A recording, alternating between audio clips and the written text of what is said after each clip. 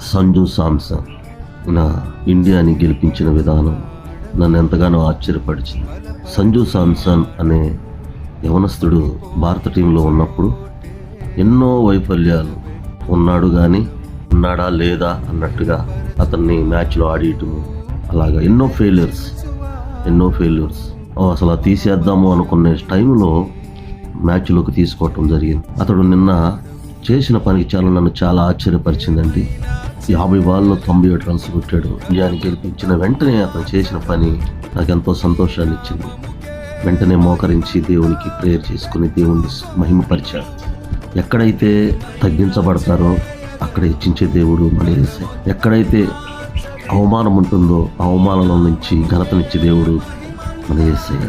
అతని విషయంలో ఇంకా అతను టీంలో ఉంచుతారా లేదా అనుకునే సమయాల్లో దేవుడు సంజు సామ్సన్ని ఎంతగా హెచ్చిచ్చాడంటే ఇండియాని సెమీఫైనల్కి తీసుకెళ్లే స్థాయికి తనను తీసుకొచ్చాడు. అప్పుడు జమీమా విషయంలో దేవుడు ఎలా అయితే కార్యం చేశాడో ఇప్పుడు సంజు సామ్సన్ విషయంలో కూడా దేవుడు ఎంతో కార్యం చేశాడు. దేవుని మహిమపరిచాడండి. అతను వేల మంది లక్షల మంది చూస్తుండగా దేవుడు మహిమపరచబడ్డాడు అతని ద్వారా.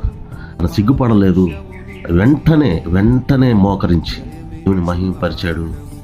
ఆశ్చర్య కార్యం అంటే దేవుడు చూడండి, అసలు ఇంకా అతన్ని తీసేద్దాము ఉన్నాడా లేడా అని కొన్ని పరిస్థితులు అనమాట.